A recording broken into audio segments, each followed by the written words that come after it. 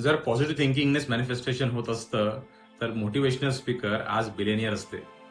पण रियालिटी तशी नाहीये. माहितीये का?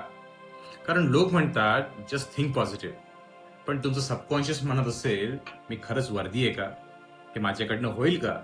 किंवा मी फेल झालो तर?" असं 100 पॉझिटिव्ह अफर्मेशन करून सुद्धा एक डीप बिलीफ समोर हरतात.